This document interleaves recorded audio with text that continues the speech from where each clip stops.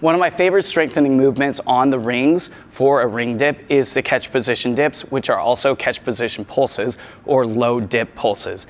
Basically, it just describes that lowest area where you can't go any further down in your dip and then applying a little bit of pressure. It's like a bounce.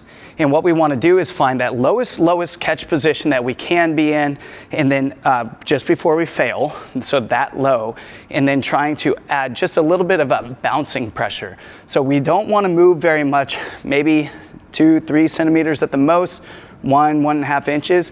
And so we're going to go from here and then just little bounces.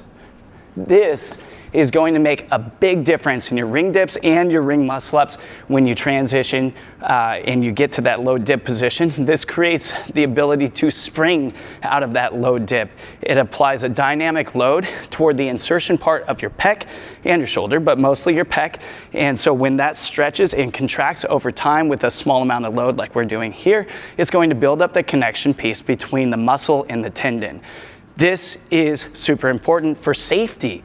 Safety, as in the 2017 regional competition with the 21:15.9 that included ring dips. The men worldwide tore 28 pecs. Like, there was 28 men worldwide that tore their pec, and when it tears, it doesn't tear in the middle, it tears in the insertion point. So right where the tendon and the muscle were, when they have big pec muscles and then they're trying to dip out of this, the weakest link was right there at the tendon and the muscle.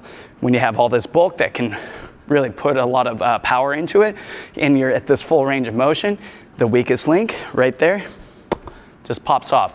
This is preventative, but it's also super, super useful when you're doing your ring muscle ups and you're kipping ring dips. So spending time working on these is something I highly, highly recommend, especially if you end up learning how to do kipping ring dips, putting yourself in the low position and applying pressure, because eventually we're going to make that pressure more and more. And so when you are doing your kipping ring dips, you can come down, bounce off the bottom, and feel safe every single rep.